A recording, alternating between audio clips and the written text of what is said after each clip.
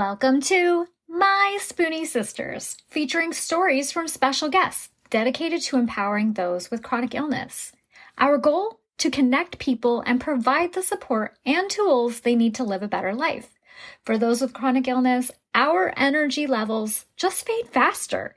We must be more purposeful with the spoons allotted to us. So grab your coffee or tea, sister, and tune in as My Spoonie Sisters share stories of living with chronic illness. Hi, my Spoonie Sisters. I'm your host, Gracefully Jen, and it's been a while. It's been a while since I shared from just myself, and we have a lot of new listeners, and so I thought I would go back and once again do another recording sharing a little bit about me and why I got started with all this. So welcome to my Spoonie Sisters. We've been around for just over a year now. All right, let's go back in time. I'm Jen, and my story began in my early 30s with chronic pain that began in my left knee. One morning, I walked into work and I decided I was going to take up the stairs of 3 flights to my locker, as I usually did. Because to me, this is another way of getting a little bit of exercise in. And why not? It's not far to go. But that morning, I had a sharp burning pain shooting down my entire left knee, and this was causing me to limp up the stairs the rest of the way. Something just didn't feel right, but I wasn't sure why at the time. And I talked to my doctor about it the next time I saw him. And if I remember correctly, I think he had an MRI done on it or something, and they just didn't find anything. And so I just kind of pushed it back and didn't think anything of it. And I think this was back in about 2009 or 10. So it was a couple years later when exactly the same thing happened. Walking up the stairs, sharp pain. I chalked it up to thinking I'd overdone it at the gym. Just kind of assumed that. Let's go with it. But gradually, it worsened over time, and it kept hurting. And by then, he started to run some blood tests the next time I saw the doctor. And he said, I think there's some kind of rheumatism going on with you, but I'm not really sure what yet. So let's work on getting you into oh my gosh. Sorry, guys. See, this is what it's like to have brain fog. A rheumatologist. That is the word. He wanted to get me into a rheumatologist. But I guess I left a part out. So this was after a failed attempt of him helping me. Because originally, before the blood work, he actually thought I had a strep infection in my knee. I cannot believe I almost forgot to tell you that. So I was on months worth of antibiotics with nothing improving. And it was when more joints began to hurt and get inflamed and swollen and warm, that's when he sent me to the rheumatologist.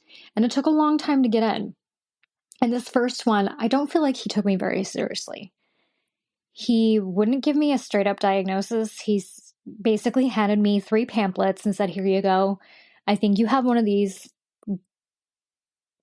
Read the pamphlets. But in the meantime, we're going to get you on a high dose of prednisone and we're going to start you on a disease modifier. So what do? I go home and like anyone, I research.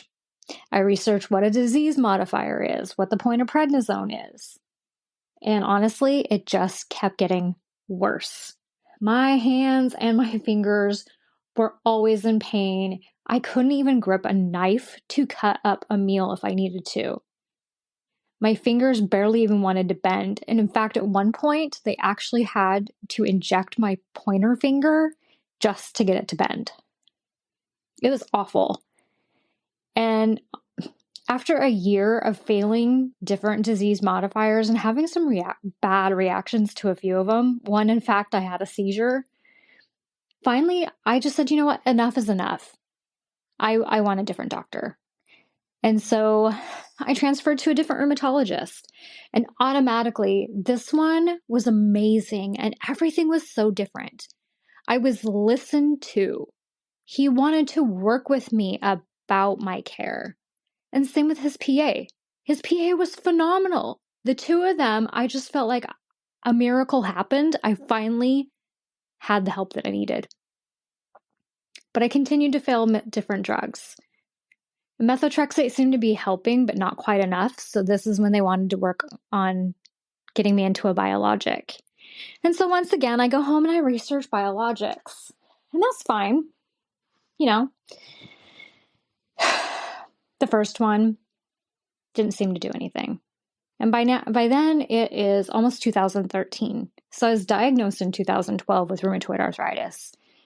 2013, one after the next. They're just not working. Finally, I'm on one that's wonderful. And I went into what felt like complete remission. Of course, you know, it's medical remission, right? Because they're giving you medications that put you there. That's fine. I'll take it. That was the end goal, right? But something was going wrong. I kept getting sick. If I even walked near someone that sneezed, I caught something. And my next couple of blood works just kept coming back. They didn't like my white blood count. They kept watching my white blood count and they just were not happy. And finally they said, okay, we're going to have to take you off of this. Your numbers are not getting better. And so they switched me to another one. And that is when I had the worst allergic reaction ever. I am allergic to TNF inhibitors, and I had to find it out the hard way. So in 2017, I received an additional diagnosis of palmar plantar postulosis psoriasis. Yes, that's a mouthful, and it's awful. It is so painful, guys. I'm telling you. I get what look like little dots on my skin, full of pus, full of fluid. And they burn and my hands start to itch.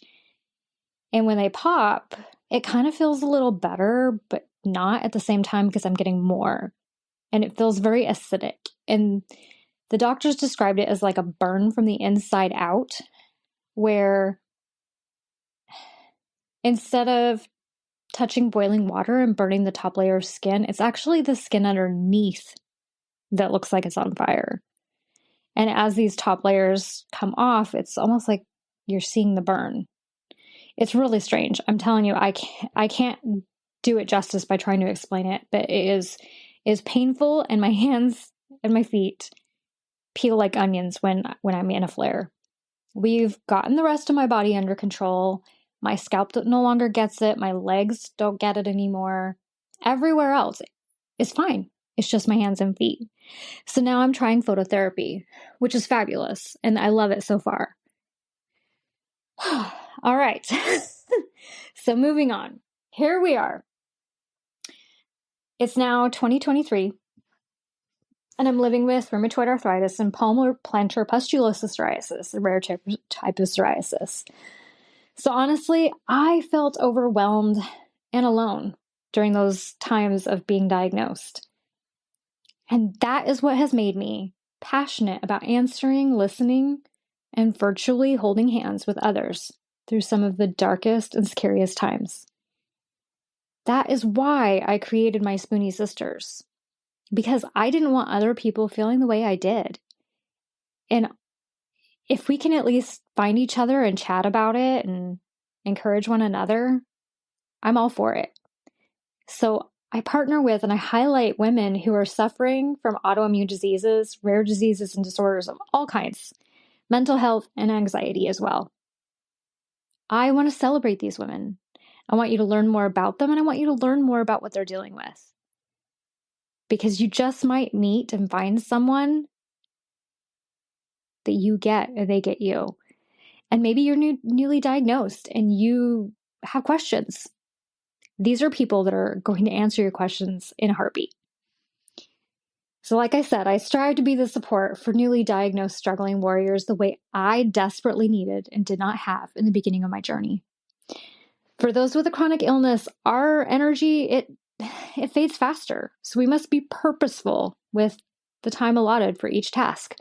And that's why we are Spoonies. So thank you, Christine Miserandino, for the spoon theory. That was such an awesome thing that she came up with a friend when they were out to breakfast or lunch or whatever it was. I wouldn't have even thought of that. But she's a genius, and I thank her for it. So whether you're experienced or new and the term Spoonie applies to you, grab your coffee or your tea and tune in as my fellow Spoonie sisters worldwide and I share our stories and life hacks in living with chronic illness. But always remember to not forget your spoon. So all guests on or mentioned in this podcast will also be listed for your benefit. So be sure to leave a review and subscribe to my Spoonie Sisters as well. And you can follow us on Instagram. We're on Facebook. We even have a group on Facebook if you want to join that. And if you would like to be featured on my Spoonie Sisters, please email me at myspooниesisters@gmail.com. We look forward to speaking and hearing from all of our sisters. All right, you take care. And don't forget your spoon.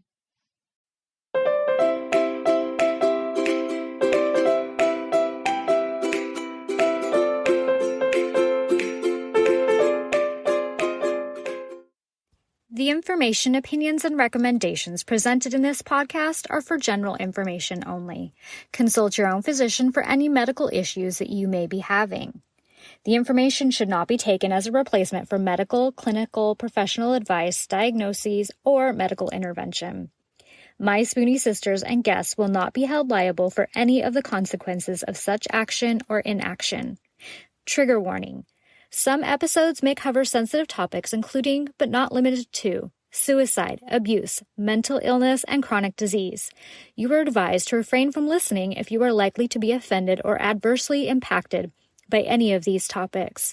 None of the guests or hosts will be responsible for your use of the information contained therein. Life is not merely to be alive, but to be well. Living a life with a chronic illness is best described with one word: unpredictable. Be Well's products are designed to make the unpredictable easier to deal with. Back when I was getting my infusions, I would have loved to have their adult zip hoodie. They even have one in pink. They also have everything from one-day pill holders to urgency buckets. So remember, they want to make your life a little easier. So be sure to check out Be Well.